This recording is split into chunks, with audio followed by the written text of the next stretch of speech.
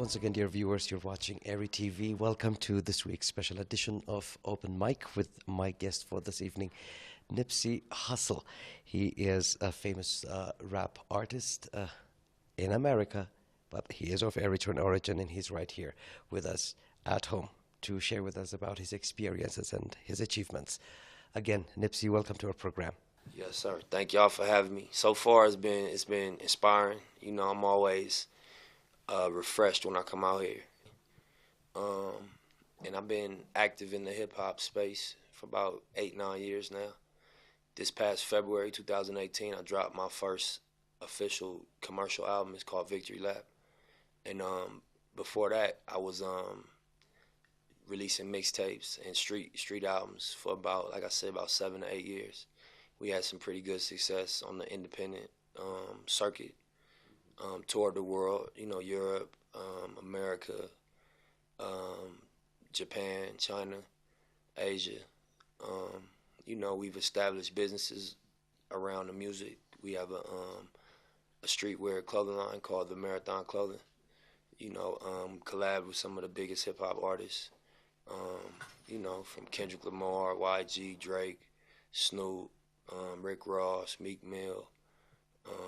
Producers like DJ Mustard, 1500, you know, a ton of people. So just been an uphill battle to get our name established in hip hop. And the biggest release we've had has been the one we put out in February. It was the #4 album in the country when it dropped. Like I said, it was called Victory Lap. And, you know, the core of our brand is called the Marathon.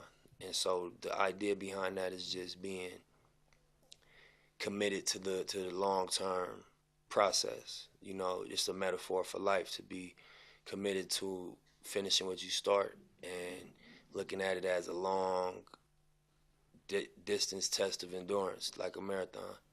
So yeah, if I was to sum it up, I would say that. All right, Nipsey, I just want to know how rap has transformed your life and basically how it has perhaps even helped in your upbringing, and especially the fact that you are of Eritrean origin.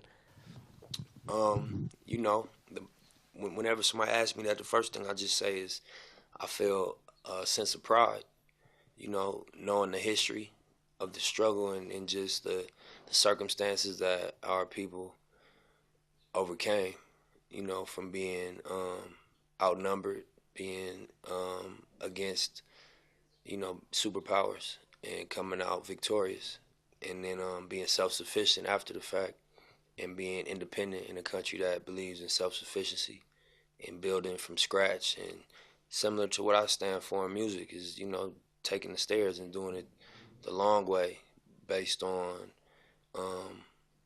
integrity and just believing in, you know, self-sufficiency, like I said, and being aware of the way that taking handouts can cripple you, and, you know, suffering through the process for a bigger picture. So I just felt, you know, proud, and a sense of pride, and also, you know, a little bit obligated to carry that same integrity in my space. Okay, Nipsey, you know, you're familiar with rap.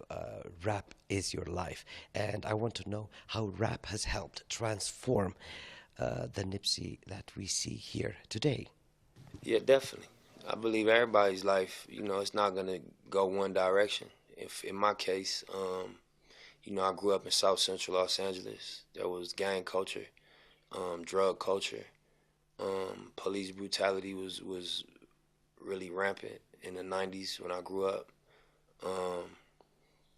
Access to the music industry was really, really limited in LA.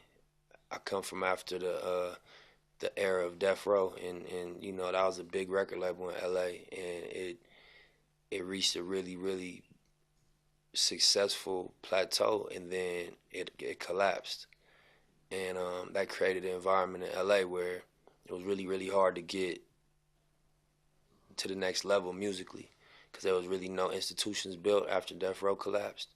So yeah, I would list all three of them things. Just the situation with just growing up in a gang environment, you know, lack of resources, and then the music side of it was really dry when I grew up, and you know, those was all challenges that we had to figure out how to circumvent.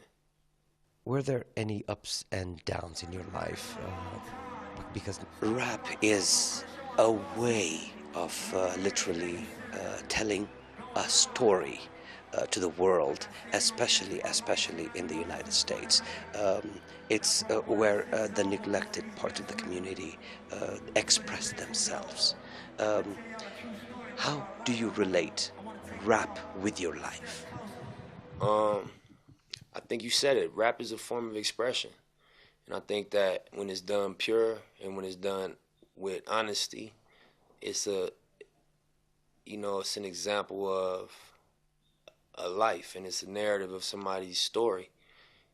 It's not always done truthfully, but when it is, I think that it just reflects a human being's process. That most of the artists that represent the culture of hip hop originally came from a struggle and was people that spoke for people that didn't have a voice. And in my case, a lot of my early music, reflected gang culture in Los Angeles, and just the environment that breeds that type of lifestyle, and also the events that lead young people up to want to become a part of that, or that people are exposed to that aren't a part of it, that just grow up in the area. And I just felt like it was a unique culture and a unique experience that wasn't spoken for. And so my voice in hip hop was used to shed light on the reality of what went on in Los Angeles, in my community first, and then also other communities similar to it. It's evolved since I first started, just because I've grown and I've become successful and exposed to other areas of life and other things that I wanted to reflect in my music. But the foundation of it, represented, the reality and the struggle of a teenager growing up in Los Angeles. Are there perhaps any distinguished personalities that have helped you become who you are today? Definitely was inspired by all of the hip hop artists that came before me. Like you said, Snoop, one of the biggest artists in hip hop, then also just being from the West Coast, from Long Beach. You know, he was a really big influence. The whole Death Row movement, from Tupac to Snoop, Dr. Dre, um, you know, artists like Jay-Z, artists like E40 from the Bay, artists like Nas, and then, in terms of artists that have supported me, Snoop has always been a big supporter from day one. Jay-Z as well has supported. We had an album called Crenshaw, and we sold it for $100 each album. And Jay-Z heard about it, and he purchased 100 of them and sent a $10,000 check as a form of support.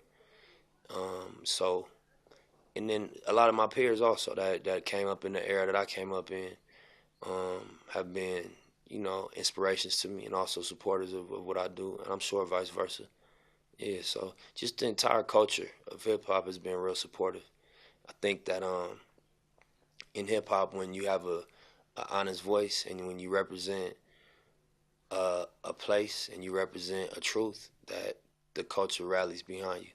You know what I mean? And also when the music is of a certain level, I think that you get the support of the entire culture. It's like the NBA. When you're a great player, the league supports you. I feel it's a similarity in hip hop music. Let's now speak about your album, Victory Lap.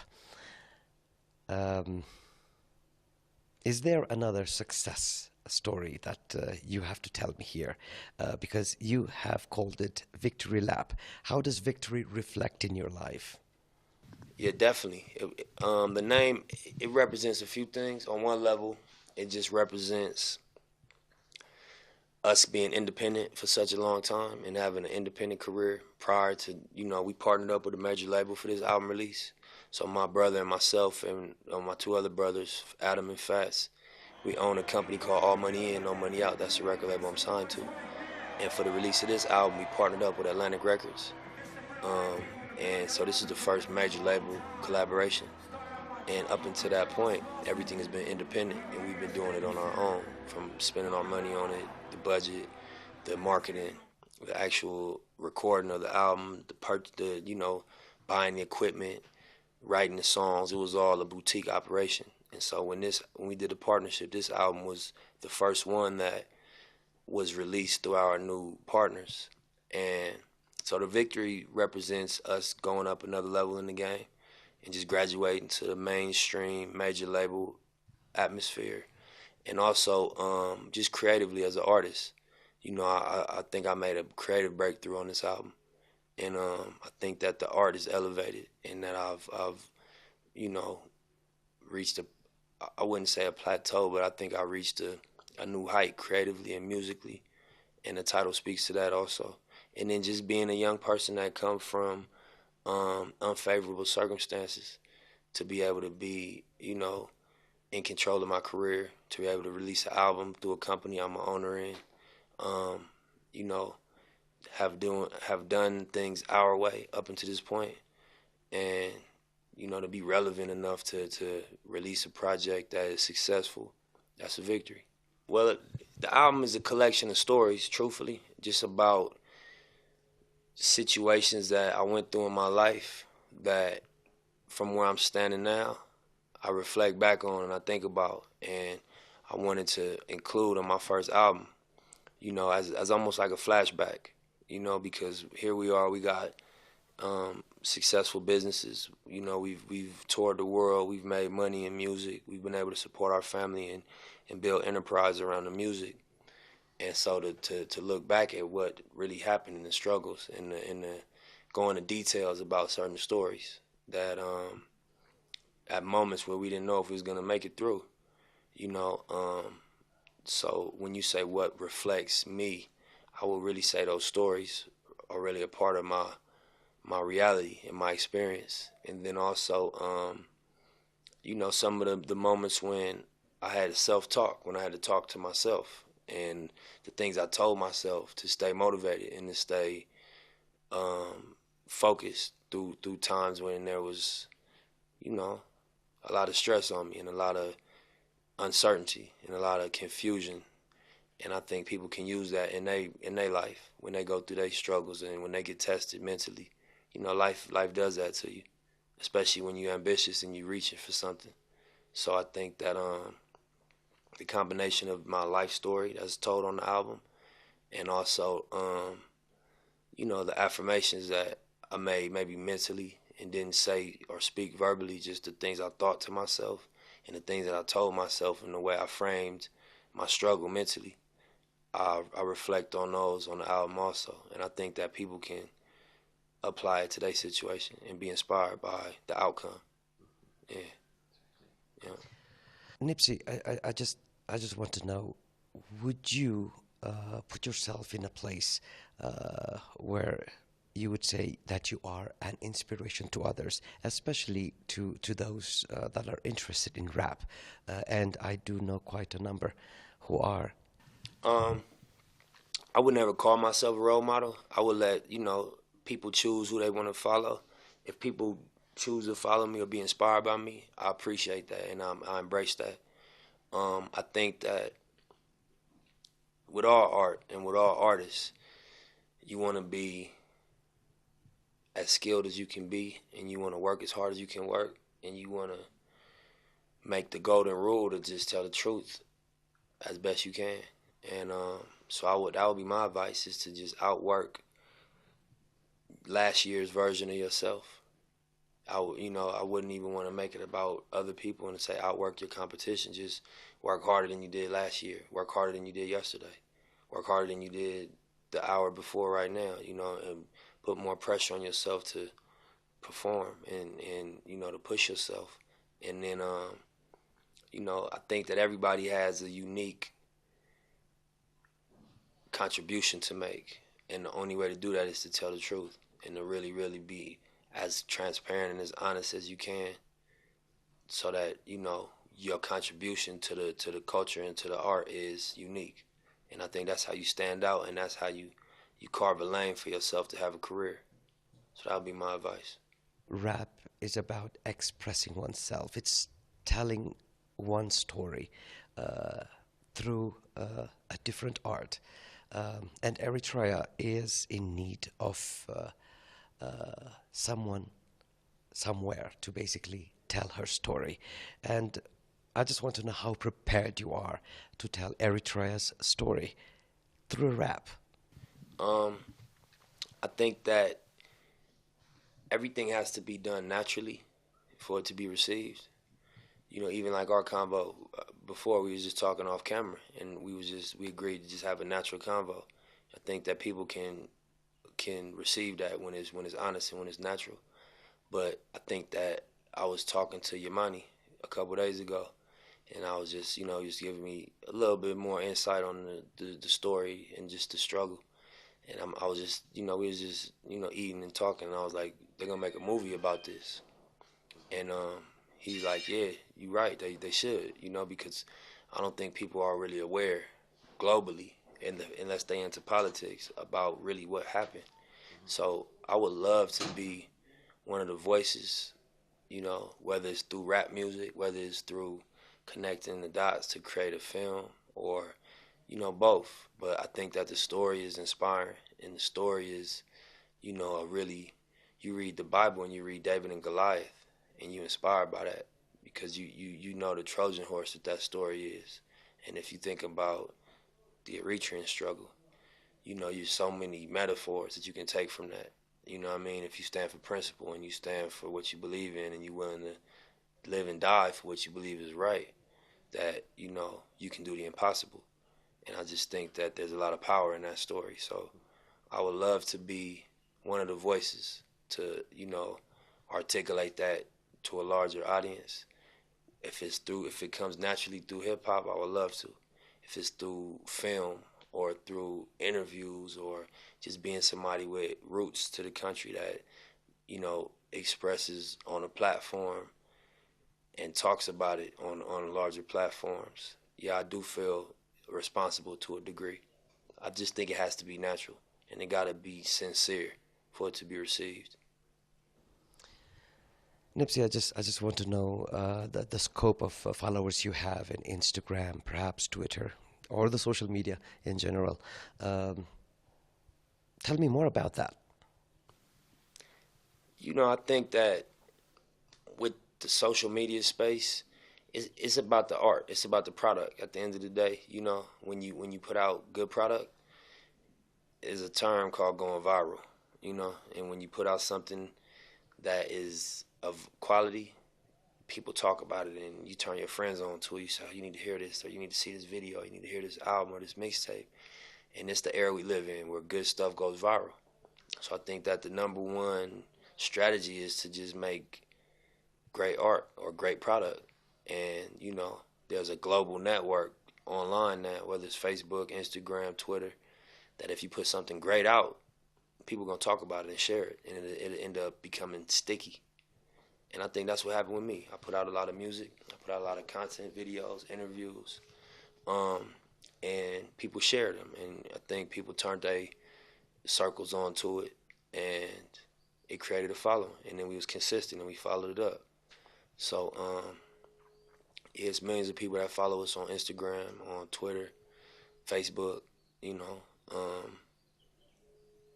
I think that it's a reflection of having a standard of quality, and then also just representing a certain principle and a certain integrity that people want to support. How many would they be in number? Oh man, I know Twitter almost 2 million. I mean Instagram almost 2 million on Instagram. 2 million. Yeah, almost. Something like that. 1.8, 1.7, something like that. I ain't checked in a while. Facebook is over 1 million. Twitter is almost 1 million. I think like 800, 900,000, something like that. Nipsey, is this your first time here in Eritrea? This my second time coming to Asmara. Really? Yeah, well, Eritrea. I came in 2004 and I stayed for 3 months the first time, and then this is my second time coming back. Um, I went to Masawa last time. We went to Sawa. It was a festival. Um, so I got to see a lot of the country. This time I'm here for a shorter period of time. So I just really visited my family and, came to see my grandmother, my auntie, my cousins, so yeah, my second time. It won't be the last. I'm going to continue to come. Yeah. Because you need to make your roots stronger. Speaking about achievement, how does your extended family here feel about your achievements as a rap artist? I think they proud. I think they more happy that, we could sit and eat dinner together than they are about music. I think that they're happy for me that I'm doing what I love to do and that I'm able to support myself and, support my family off of it. But more than anything, they happy that I came back home and we could sit around the table and eat and joke with each other and, connect as family. And, my grandmother and I have a genuine relationship.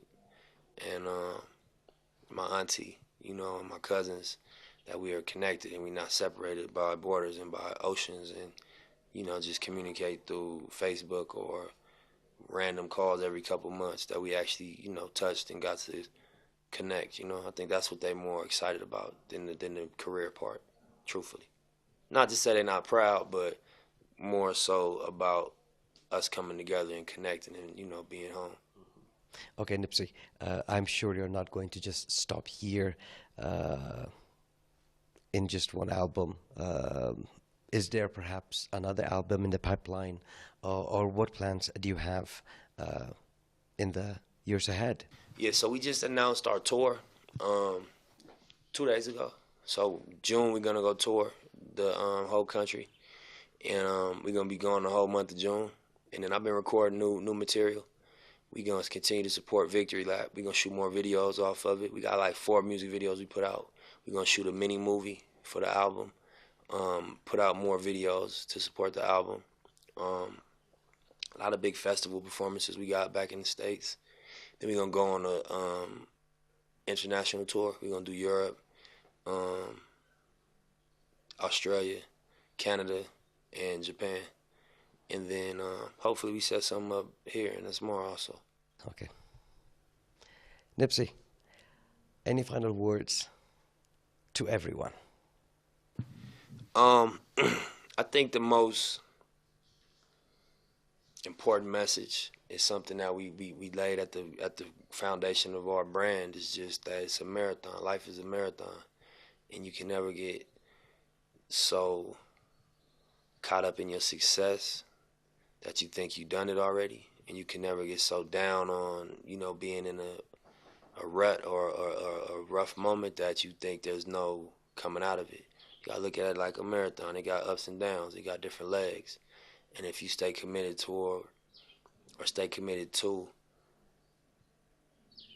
finishing what you started, that you'll be able to survive the lows and also maintain perspective through the highs. So just the concept of the marathon will be my contribution and my message, that it's a marathon. And look at everything like that. Look at a career, look at a family, look at, a goal, a pursuit. It's a marathon. It's not going to happen overnight. And, just because you scored a touchdown don't mean you won the game. You know what I mean? Yeah, so I would just say that would be my best piece of advice or my most effective or important message I want to get across is that it's a marathon. Dear viewers, that wraps up this week's open mic with our guest for this evening, Nipsey Hussle. Yes, sir. Thank y'all for having me. So far, it's been inspiring. I'm always refreshed when I come out here, and so thank you and appreciate the hospitality. It is indeed an honor to have him here at our floor for this evening. We wish you a good night.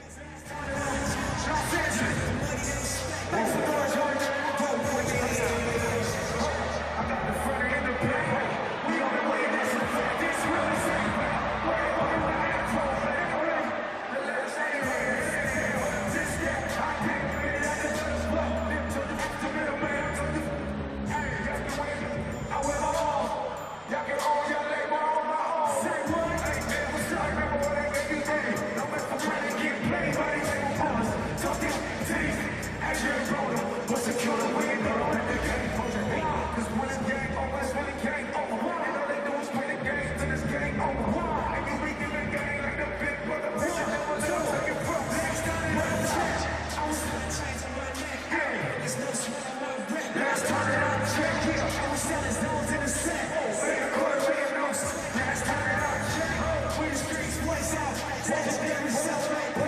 Since time